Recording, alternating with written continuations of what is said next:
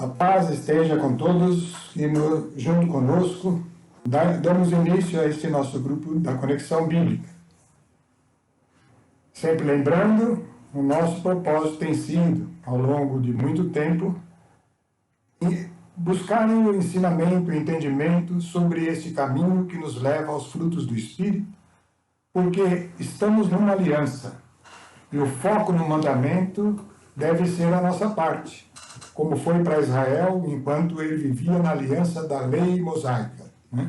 Para nós, a nossa lei são os frutos do Espírito, é produzir em nós o amor do tipo de Deus. E é isso que nós temos nos exercitados aqui, buscamos os recursos. Então passamos por todos aqueles passos que já foram citados e chegamos agora num dos mais complexos, que é a igreja. E, por sinal, também deveria ser o mais efetivo. Então, vamos orar porque é um trabalho delicado e que está muito acima da nossa capacidade, de quem está falando aqui, e nós precisamos do socorro.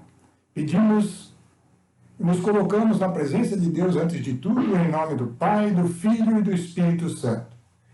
E pedimos a Deus que nos capacite neste momento, nesta nossa reunião, para que possamos absorver tudo aquilo que Ele tem para nós e possamos perceber o que o Espírito quer que seja falado, o Espírito de Deus, e que cada um que ouve possa ouvir aquilo que a mensagem que Ele tem.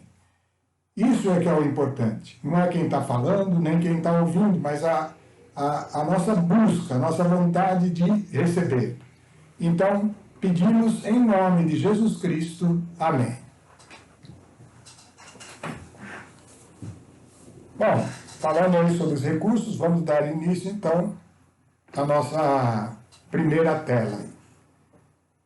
Nós vimos, que a igreja, vimos aí a semana passada, não está na tela, que a igreja, ela é algo que Deus tem zelo pela igreja, porque Deus próprio determina a direção para a igreja, e Ele é o Pai, Ele que dá o caminhamento da igreja, e em seguida o Filho determina as hierarquias dentro da igreja, os ministérios, aqueles 5 ministérios da igreja, e então o Espírito Santo provê os membros da igreja dos dons.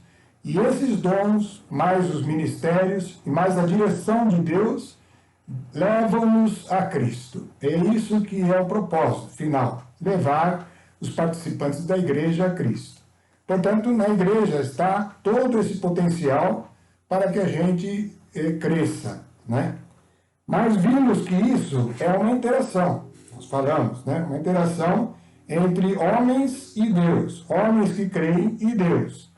Só que a igreja cresce, a igreja vai aumentando e, portanto, mais dificuldades vão acontecendo e mais oportunidades de interferências, de forças contrárias. Então a igreja sempre foi muito atacada, E chega um momento em que a Bíblia mesmo vai mostrando, isso a gente também já tratou bastante, mostrou os erros que estão ali, que estavam determinados, não determinados, que Jesus havia alertado às igrejas que haveriam de penetrar, como o próprio Paulo, no discurso que ele fez, que nós ouvimos a semana passada, afirmava que com a saída dele iriam surgir lobos devoradores, com doutrinas diferentes e que com propósitos diferentes. Então a igreja é muito suscetível a essas coisas.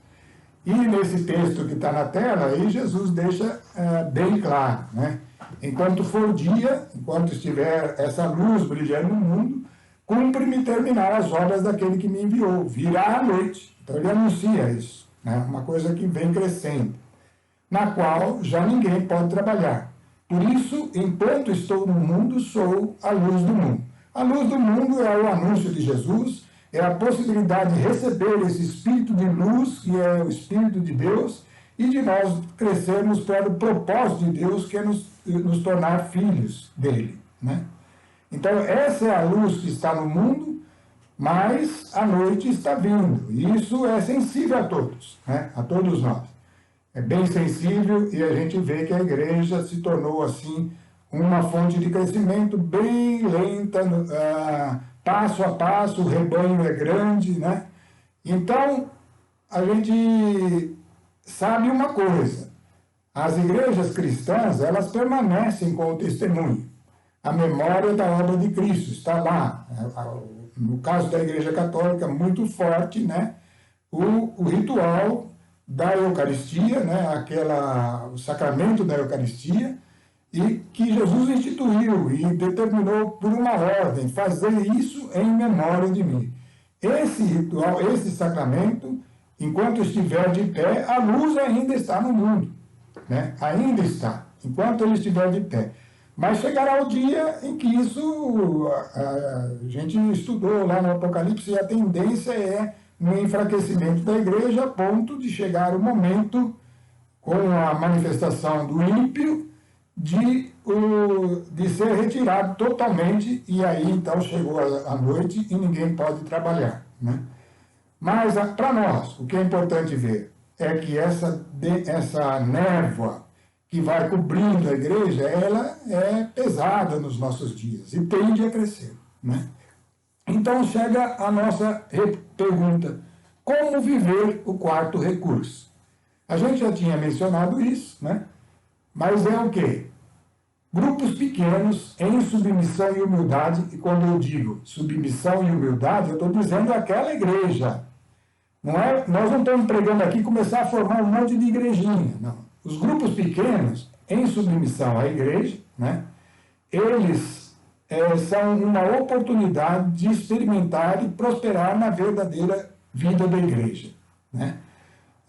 Que é viver aquele quarto recurso com todas aquelas condições, né? A manifestação dos dons, Jesus movendo ministérios no meio desses grupos, aqueles que se destacam para o ensino, que se destacam para o pastoreio, que se destacam para curas, milagres que expandem o anúncio de Cristo. Então, cada um desses ministérios de evangelista, de pastor, de doutor de ensino, todos eles podem nascer nestes grupos, né? Ministérios de profeta, aquele que vai realmente viver uma condição de anunciar os perigos que estão adiante, coisas que estão por vir. Então, os 5 ministérios, eles podem acontecer aí também, né? Deveriam estar presentes na igreja, quanto mais a igreja fosse movida pelo Espírito, mas nos pequenos grupos a gente tem essa oportunidade maior, né? Então, é essa agora a maneira que eu coloquei aí, que é uma oportunidade para nós, vivermos o quarto recurso em grupos menores, né? E isso não é algo que Jesus não tinha deixado essa porta aberta. Está lá escrito, né, em Mateus 18, 19 e 20. Digo-vos ainda isso: se 2 de vós se unirem na terra para pedir seja o que for, conseguirão de meu Pai que está nos céus. Porque onde 2 ou 3 estão reunidos em meu nome, aí estou no meio deles. Então ele dá um número mínimo que pode consistir uma célula da igreja. Esse é o número mínimo, 2 ou 3. Mas pode ser maior, vai aumentando, pode ir formando um conjunto de pessoas de uma mesma congregação e que vai vivendo, né, essa condição que nós estamos falando, manifestação dos dons, manifestação, oportunidade de ministérios irem surgindo ali, né? E, portanto, uma capacidade maior de entender o propósito de Deus para o nosso tempo naquele pequeno grupo, né? Então é isso que a gente está dizendo como uma oportunidade. Esses fatos, nós pegamos aquele exemplo de Elias, né? Já aconteceu com Israel. Israel era o povo ligado naquela aliança. Também veio o esfriamento ao longo do tempo, né? E chegou uma hora que Elias, que era um profeta daquela época e que vivia toda a intensidade da comunhão com Deus, ele se sentia isolado, se sentia como só ele, sozinho, né? Mas, numa ocasião, Deus chamou-o ao monte, lembra dessa passagem que nós lemos, e disse para ele aguardar que Deus ia passar. E veio então um vento violento, depois veio um fogo intenso, depois um terremoto que quebrava as rochas, e em cada um desses casos Deus não estava. Mas de repente veio uma brisa ligeira, uma brisa suave, né? Imediatamente Elias se cobriu o rosto porque ele sabia que Deus estava passando. E isso é um exemplo bonito para a gente ver como é importante o exercício dos dons, que é a capacidade de ouvir essa voz suave, porque o Espírito de Deus não é possessivo, ele não é algo que ofende, ele é algo que manifesta dentro de nós sem ofender a nossa liberdade. Então precisamos buscar ouvi-lo, né? E, portanto, é necessário encontrar pessoas nessa condição dentro da igreja para se reunir, para exercitar essa capacidade de ouvir a brisa suave, a brisa ligeira, que é a voz do Espírito Santo, né? Então isso que é um recurso importante, porque vocês vão ver que os dons, ele ajudam no crescimento. Tudo isso é propósito para crescer. Crescer é chegar à natureza de Cristo, é produzir os dons do Espírito, é produzir Cristo em nós, que é o propósito de Deus, né? Então, vamos ver como Paulo tratou, aí está na tela, né? A respeito desses dons. Ele começa com aquilo que é óbvio: empenhai-vos em procurar a caridade, que é o amor. É isso que nós estamos fazendo, né? É isso que nós estamos tentando, buscar todos os mecanismos para chegarmos aos frutos do Espírito, que é o amor, que é a caridade. É o amor-caridade, é o amor-doação, dar-se de si mesmo, né? Isso não tem dúvida, empenhai-vos a procurar isso. E mais, ele acrescenta: aspirai igualmente aos dons espirituais, né? E aí ele continua falando: mas sobretudo ao de profecia. Então aqui uma coisa importante, ele cita um dom, como ele chama de fundamento, de grande importância, mas sobretudo ao de profecia. E aí ele continua: aquele que fala em línguas, que é um dom também, oração em línguas, né? O dom de línguas estranhas, né? Aquele que fala em línguas não fala aos homens, senão a Deus. Ninguém o entende, pois fala coisas misteriosas sobre a ação do Espírito. Então é um dom do Espírito, é uma manifestação do Espírito. Mas acontece que é algo que não é da própria pessoa. Ela começa a exercer esse dom e ninguém entende o que ele está falando. É uma língua estranha, uma língua como se fosse uma língua estrangeira. Aquele, porém, que profetiza, fala aos homens.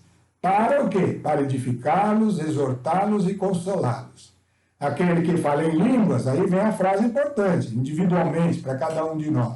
Aquele que fala em línguas edifica-se a si mesmo, mas o que profetiza edifica a assembleia. Eu separei esse texto aí, de 1 a 4, porque é o seguinte: Paulo colocou todos os dons entre esses dois extremos. O dom de línguas, que é algo bem particular, não serve para o grupo, né? Mas serve para o grupo na medida que aquele que ora em línguas vai crescendo. E ele passa a ser um provedor das coisas de Deus para aquele grupo. Então a oração em línguas é o primeiro dom. É o primeiro. Todos devem ter. E os que não têm, têm que procurar por grupos presenciais para, com imposição de mãos, com oração em línguas, começar a orar em línguas. É importante, porque é assim que você vai começar a dar os primeiros passos rumo aos dons do Espírito. É aqui que a pessoa começa a se edificar a si mesmo, começa a ter facilidade para a revelação da palavra de Deus, né? Começa a ter condições de absorver melhor tudo aquilo que é vida e que está nessa palavra viva, né? E, portanto, vai crescer e vai chegar, então, aos outros dons e até aquele maior, que seria o dom de profecia, que nós vamos tratar aqui um pouco dele hoje, né? Então, está escrito lá no 3 aí: aquele que profetiza fala aos homens para edificá-los, exortá-los e consolá-los. Aquele que fala em línguas edifica-se a si mesmo, mas o que profetiza edifica a assembleia. E aí Paulo vai falar, ó, ele mesmo deu o exemplo dele. Se eu oro em virtude do dom de línguas, o meu espírito ora, mas o meu entendimento fica sem fruto.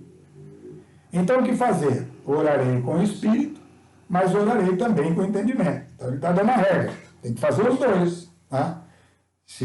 A oração no espírito é importante. Por quê? Por que ela acontece, será? Né? Porque é algo que deve ir contra a nossa razão, contra a nossa capacidade de pensar, contra o nosso modo de ser da nossa alma. A oração no espírito tem esse atributo.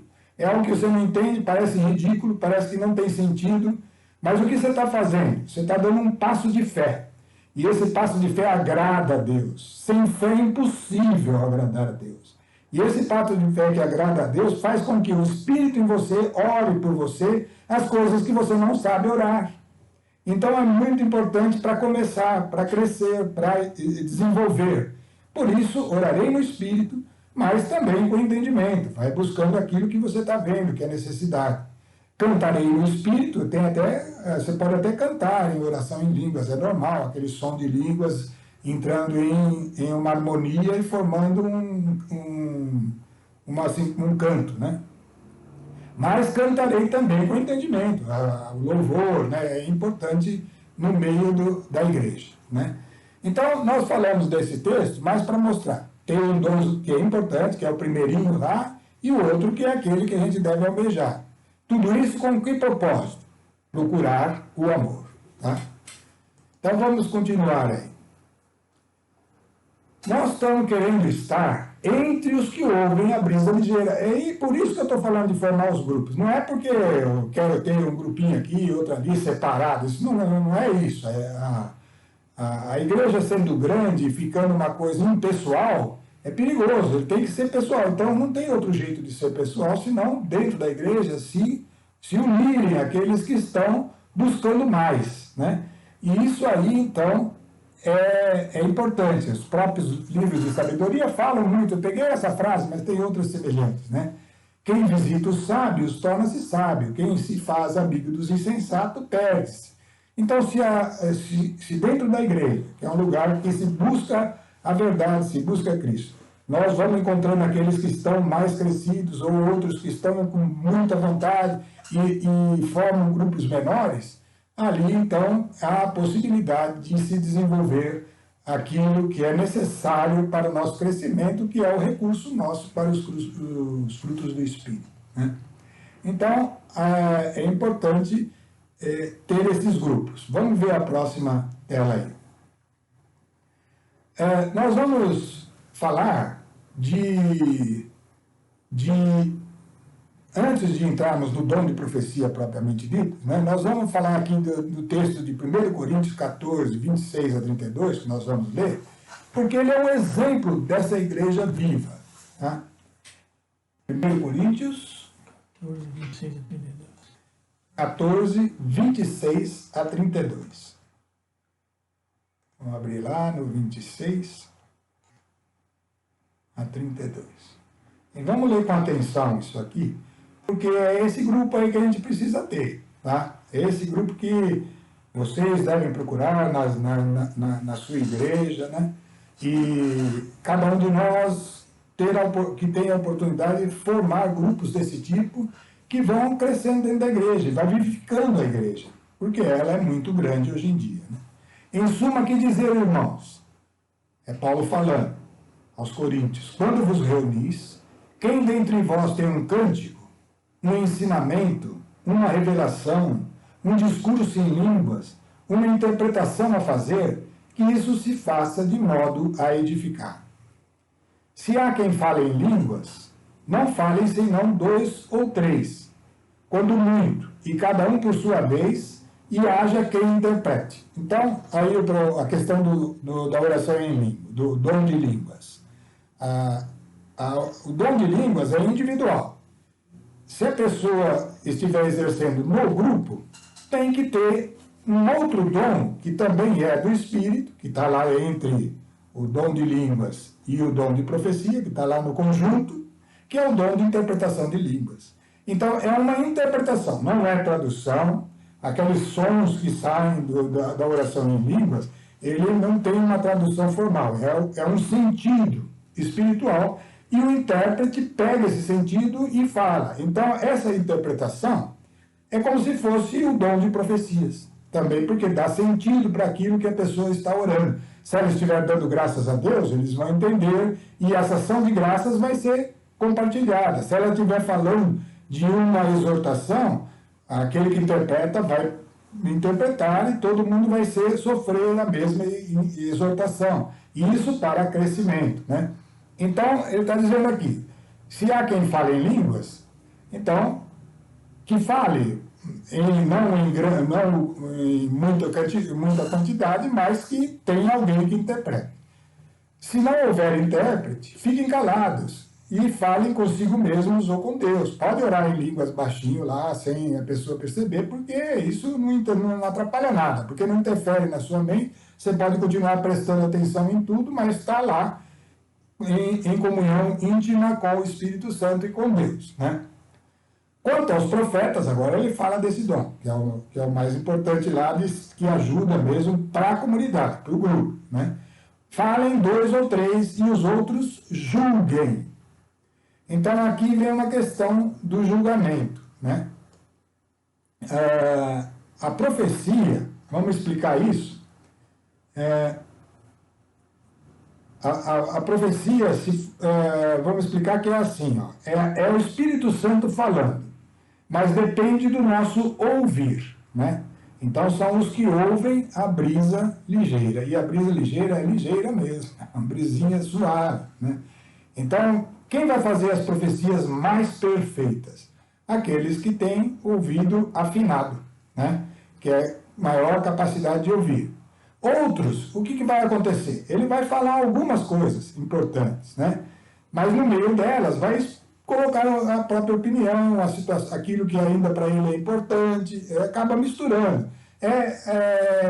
A maneira que eu uso para falar sobre isso é o caso daquele exemplo que Jesus falou, quando ele falou lá uma vez no meio da festa lá em Israel, ele falou... aquele que crê em mim, do seu interior jorrarão rios de água viva. Esse jorrar rios de água viva é exatamente esse dom de profecia. É sair palavras de edificação, de exortação, de consolação, e vão sair do interior, porque o Espírito Santo está em nosso coração, foi derramado, é o amor de Deus derramado no nosso coração. Só que nós somos um vaso de barro, nós somos como o leito da água do rio que corre uma água viva, né? Se o leito está calmo, está bem atento, vigilante, com capacidade de acomodação perfeita, a água é límpida.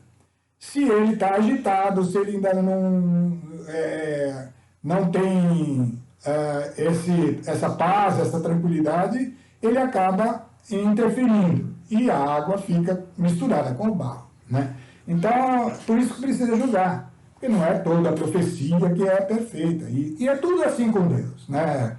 Ele não ofende o homem, portanto, sempre vai ter essa interação entre aquilo que é perfeito e nós que somos imperfeitos. A tendência que Deus quer é que nós vamos crescendo, e aí sim, cada vez mais, vamos estar em condição de expressar mais claramente aquilo que Deus disse. Bom, se for feita uma revelação a alguns dos assistentes, cale-se o primeiro. Então tem que ter uma ordem no grupo, tá?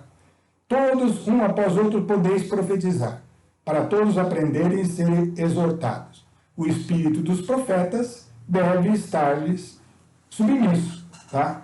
E ele acrescenta lá no 33, porquanto Deus não é Deus de confusão, mas de paz. Então é assim que deve acontecer esses grupos, né?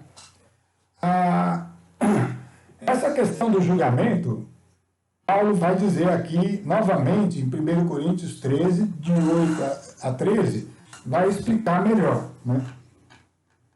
Aí é no capítulo 13, de 8 a 13. Vamos lá. Está aí na tela, né? Ele está falando. É aquela passagem em que ele fala do amor, né? e é um dos versículos mais belos aí das cartas de Paulo, onde ele vai expondo tudo que o amor é e que esse é o que realmente importa.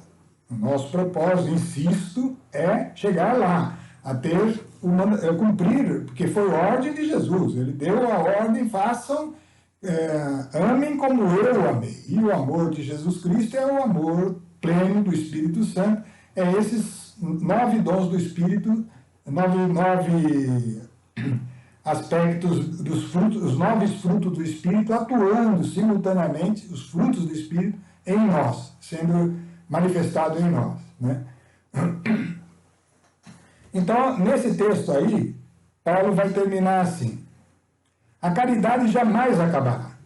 Por que ele está dizendo isso? Porque as outras coisas a caridade é a única coisa, aliás, é a única coisa que cada um de nós que estamos vivendo, a igreja, que estamos vivendo a nossa fé, que estamos vivendo a interação da oração, que estamos dando todos esses passos rumo a cumprir esse mandamento, que é o mandamento do amor, cada um de nós, tudo que nós conquistarmos desses frutos, isso é o que nós levamos deste mundo. Isso você não perde, não fica aqui. Tá? É seu, é o que vale lá. É a grande preciosidade com a qual você entra no reino. A caridade jamais acabará. As profecias desaparecerão, o dom de língua cessará, o dom de ciência findará, né? É um dos dons também, tomar ciência de uma situação para alertar o grupo naquele momento. Então, tudo isso é coisa de edificação, importante, mas é importante aqui. A nossa ciência é parcial, a nossa profecia é imperfeita. Quando chegar o que é perfeito, ou seja, naquele dia, né, o imperfeito desaparecerá. Já usaram esse versículo para dizer que não precisa mais do dom de línguas, que isso era uma coisa do passado. Não tem nada a ver aqui. Ele está falando quando chegar o que é perfeito. Não chegou ainda o que é perfeito, certo? Aí, naquela ocasião, não serão mais necessárias essas coisas. Quando eu era criança, ele dá o exemplo, falava como criança, pensava como criança e raciocinava como criança. Desde que me tornei homem, eliminei as coisas de criança. Ele deu esse exemplo para falar assim, o homem natural também é assim. Quando ele cresce, vai deixando as coisas da infantilidade para indo numa estatura maior, né, do homem formado. Hoje vemos como por um espelho, confusamente, mas então veremos face a face. É isso que eu estava dizendo. Quem ouve mais perfeitamente, melhor é a sua profecia. Quem vê mais à distância, ouve mais imperfeitamente, ainda não está completo. Por isso a necessidade do julgamento. Hoje conheço em parte, mas então conhecerei totalmente como sou conhecido. E aí ele vai afirmar claramente. Por ela subsistem a fé, a esperança e o amor. As 3. Porém, a maior delas é o amor. Não tem dúvida nenhuma. É a maior, é o amor. É o mandamento de Cristo. Isso tem que ficar na nossa mente, né? A fé é importante, é recurso? É. A esperança é base da fé, né? A fé é fundamentada na fé. A fé é o firme fundamento da esperança. Ela é importante para nós. É sinal de que nós estamos andando na fé. Agora, o amor é o essencial. E, portanto, dos 3, o maior é o amor. Mas aqui ele fala claramente. A nossa ciência é parcial e a profecia é imperfeita. E por isso, voltando à nossa terra, a importância do julgamento. Porque nós agora vamos ler alguns textos de profecia, vamos ler alguns e tratar sobre eles, né? Mas só repassando, eu queria deixar claro o seguinte, é um texto que eu peguei de uma autora, tá? Eu não pedi autorização nem nada, estou falando aqui porque é uma pessoa muito usada para esse dom de profecia que a gente quer mostrar, que é aquele dom que Paulo falou, aspirar acima de tudo o dom de profecia. E essa pessoa teve esse dom, ela morreu já em 2009, era uma poeta, se converteu, escreveu milhares mesmo, cerca de 2.000 hinos, né? E tinha esse dom de uma maneira tão... Você pode encontrar os livros dela entrando aí com o nome na internet, vai achar, né? Tem até jeito de comprar pelo Mercado Livre, né? Mas esse livro que eu peguei, esses 3 textos que estão aí, é só parte muito pequena do livro, né? Mas que a gente vai usar como exemplo, tá? Então estamos fazendo isso sob concessão aí, porque cremos que aqueles que creem não vão estar aí ofendidos de nós usarmos o que eles escreveram. Ao contrário, estariam contentes de estar anunciando a palavra que é a verdade, que é Cristo, né? Então, vamos lá. O primeiro texto que eu peguei é um que ela denominou assim: a fé alcança longe, né? Vocês, antes de ler, vamos entender um pouquinho o que é esse tal de dom de profecia, né? É que a pessoa entra numa sintonia com o Espírito e começa a falar como Deus falando. E Deus é o próprio Espírito Santo, né? O Pai, o Filho e o Espírito. Então, é como Deus falando, né? E isso dá uma conotação muito boa de pregação, mais assim, acessível para a gente. A gente se sente como ouvindo Deus falar com você mesmo, tá? E aí ela começa assim. Por isso, essa primeira frase é bíblica, é da Marcos 11, 24. Mas as profecias sempre vão citar textos bíblicos, né? Por isso vos digo, tudo que pedirdes orando, crede que recebestes e tê-lo-eis, né? Então era Jesus falando e Marcos registrou no Evangelho de Marcos, né? Tudo que pedirdes orando, crede que recebestes e tê-lo-eis. E aí começa a profecia então. A fé, servo meu, vai além do indispensável. Chega à abastança. E lembra-te sempre que a fartura é mais do que o necessário. Então a fé tem condição de cobrir toda uma amplitude, né? Sentes carência de perdão? Eis que eu tenho providenciado o suficiente, de modo que se todas as almas humanas já criadas se voltassem para mim em arrependimento, todo mundo que já existiu no mundo até hoje, de repente, se voltassem para Deus em arrependimento, seriam plenamente favorecidas. A fé chega, além do indispensável, chega à abastança, é enorme, né? E pensas acaso que eu julgo que os teus pecados, aí está falando para nós, às vezes a gente fica preocupado, nossa, mas eu não sou isso, eu sou aquilo. Pensas acaso que eu julgo os teus pecados grandes demais para a remissão? Então, com fé não tem tamanho, tá? Com fé ela tem uma amplitude muito grande. Vamos continuar. E ele vai falar: desejas forças para vencer a tentação? Eis que eu venci. Há em mim vitória para cada alma que se entrega à minha misericórdia. Então, em Jesus, a vitória plena. Deseja forças? Você acha que Deus não vai providenciar? A sua tentação é mais forte? Não. Jesus venceu toda a tentação, toda. Ele veio no mundo, ele veio como qualquer um de nós, já foi pregado muitas vezes, veio portador da condição humana de concupiscência, ele tinha a concupiscência dele, só que nunca caiu. Venceu desde o começo ao fim e nunca ficou sujeito ao pecado.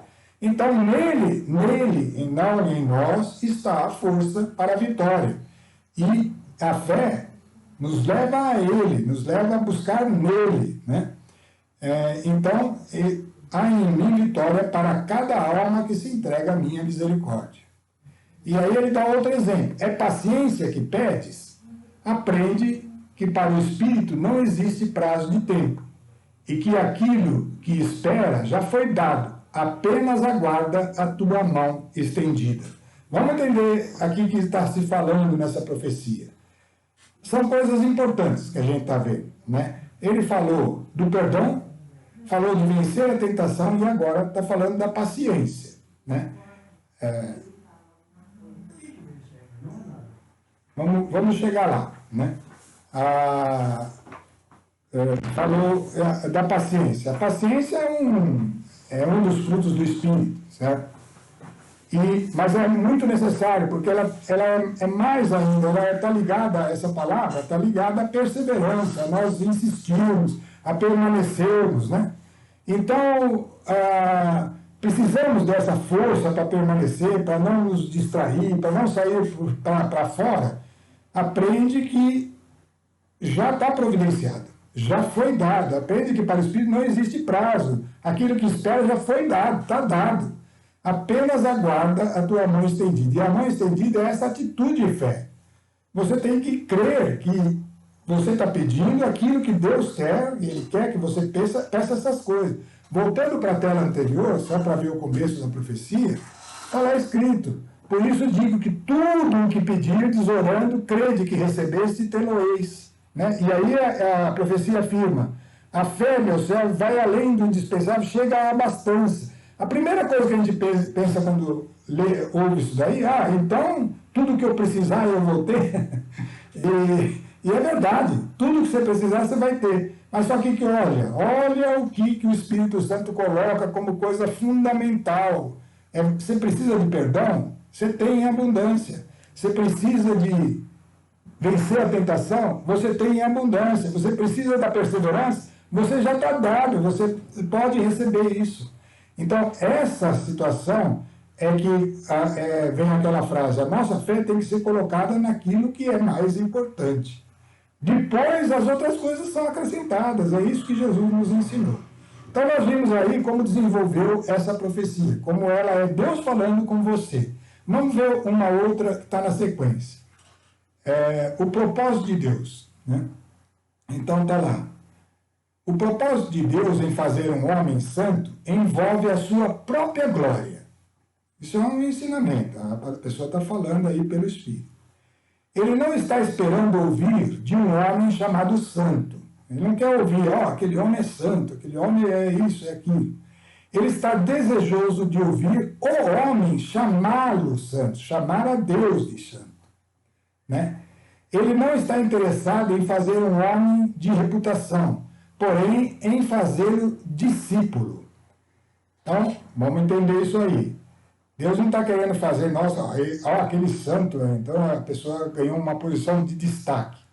Não, o santo é aquele que vai sendo discípulo. Lembre-se que o discípulo não o melhor discípulo é aquele que faz o mestre manifestar-se através dele. Esse é o grande discípulo. Então, ele está interessado em ninguém com reputação de santo, mas, porém, formar discípulos. Né? O jovem rico elogiou Jesus, chamando-o de bom mestre. E Jesus censurou com as palavras: por que me chamas bom? Não há senão um bom que é Deus, pressionando-o a decidir: ou não me chamas bom, ou reconhecer a sua divindade. Aí Jesus deixou bem claro, né? Não tem bom, não tem homem bom, por mais que tenham homens que têm princípios elevados, que fazem coisas tidas por boas, mas na essência, o único jeito de nós sermos bons é a transformação, é o processo de amar como Jesus amou. Né? E por isso que precisa se tornar discípulo, precisa se aniquilar para que a vida de Deus cresça em nós. Continuando aí, nessa mesma profecia, ela continua: como poderia ele então agradar-se de um homem chamar outro de bom? Ou que este outro desejasse tal reputação? Isso não agrada a Deus, não é isso o importante.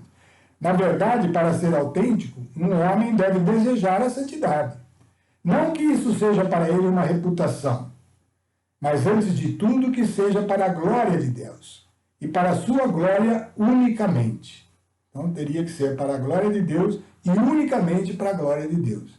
Então ela termina com uma oração: seja expulso de nós o orgulho de nossa própria bondade. Tá?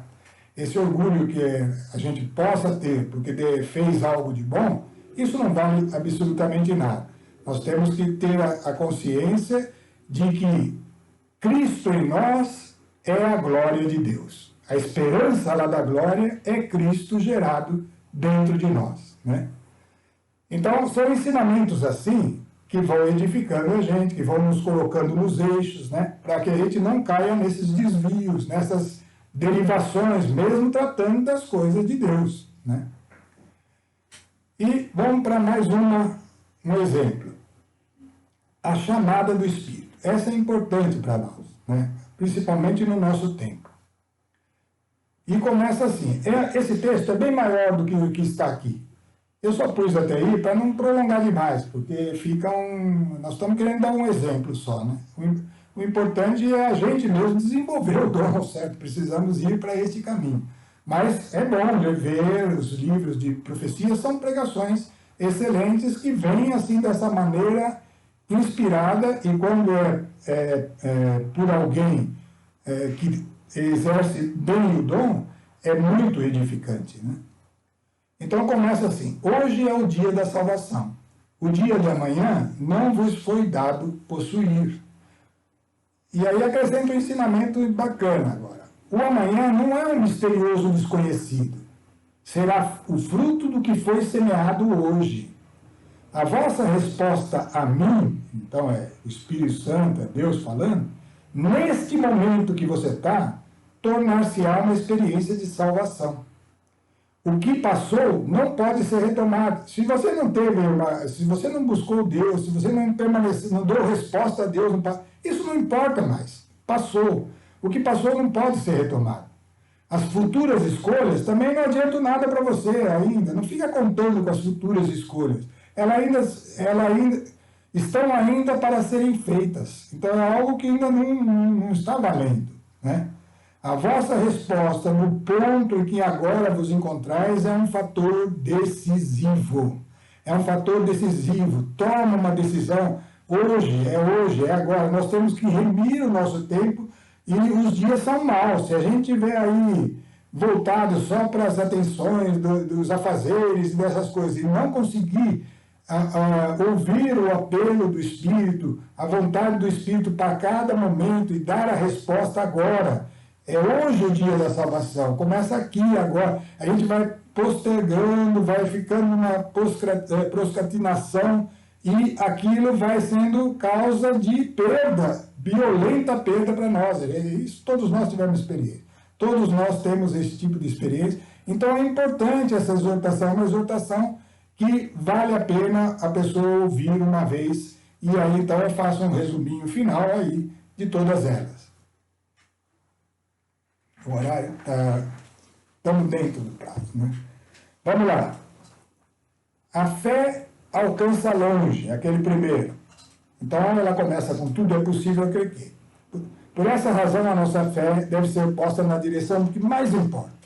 E a prioridade são as coisas do espírito, depois as coisas que é o coração, as coisas da alma, que é o nosso modo de pensar, e depois o corpo, tá?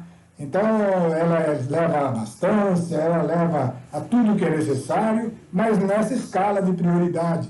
E não adianta, Deus não pode nos abastecer com coisas materiais se ainda temos o mais importante em falta. Se precisamos de perdão, se precisamos de perseverança, se precisamos de crescimento, né, do nosso ser, de transformação na nossa alma, aquilo deve ser prioridade da nossa busca mediante a fé. E você pode crer, né? Porque Jesus mesmo disse que tudo que pedíssemos em nome dele, ele mesmo faria. Então é base de fé. Você pode ter base para pedir aquilo que Jesus quer para nós. E ele quer primeiro nessa sequência. Não vai, ele mesmo acrescentou que as necessidades do corpo ele acrescentaria, mas as do espírito e da alma são as que importam, né? E tudo é possível ao que crê. Então, nosso caminho está aberto. A gente precisa pegar firme esse ensinamento para nós, né? O propósito de Deus é aquele lá. Cristo em nós é a esperança da glória. Ele não quer que você seja Cristo, mas que Cristo esteja em você agindo em tudo que você faz, né? Nisto é glorificado meu Pai, que deis muito fruto e vos torneis meus discípulos. Então, Deus, cada propósito de Deus é que a nossa santificação seja a glória dele. Por quê? Nisso é glorificado meu Pai, que deis muitos frutos. Dar os frutos é o máximo da santidade, é cumprir plenamente o mandamento. E assim nos tornamos seus discípulos. Lembra que a profecia falar? Deus quer não alguém chamado santo, mas alguém chamado discípulo, que está lá vivendo essa condição de Cristo nele. E nisso é glorificado o Pai. Aí você vê que a profecia tem que ser coerente com a palavra de Deus, né? Por último, a chamada do Espírito. A vigilância é um cuidado em todo o tempo que chamamos hoje. Isso é que é o nosso ponto mais delicado e mais fácil da gente escorregar. O que significa isso? É isso que eu tinha dito, reunir o tempo, dar importância para os minutos de cada dia do hoje, porque é nesse dia de hoje que nós determinamos o amanhã. E se nós deixarmos as coisas correrem, pelo modo normal de ser, pelas rotinas, e sem dar aquele espaço de vigilância, de atenção, de cuidado à voz silenciosa, à voz suave do Espírito, nós não estamos reunindo o tempo e então os dias são maus, né? Era nisso aí que queríamos chegar hoje com a nossa conversa. Vamos ver aí, devemos iniciar um novo assunto aí nas próximas reuniões, e aí a gente vai se comunicando para combinar como é que vai ser. Vamos terminar com a nossa oração? Acho que podia até pôr aquela tela anterior, e vamos pedir essas três coisas aí, né?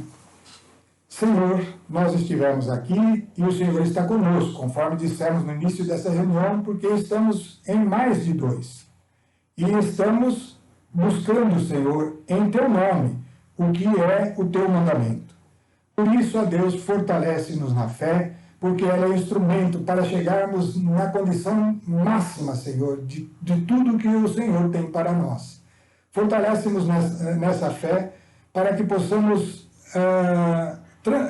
renovarmos interiormente, mudar os nossos valores e dominar plenamente o nosso corpo. Pedimos isso na graça de Jesus Cristo.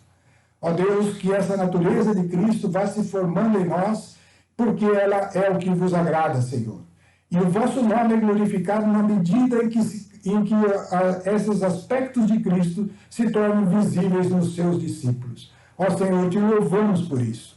Senhor, que cada um de nós tenha uma resposta pronta no hoje, Senhor, para não deixar passar o tempo, porque a cada momento que não percebemos a ação que deveria derivar da Tua vontade naquele dia, nós perdemos mais um dia no nosso crescimento. Ajuda-nos a ter essa vigilância, que o vosso Espírito nos alerte, nos leve nesse caminho. Pedimos na graça e no nome de nosso Senhor Jesus Cristo. Amém.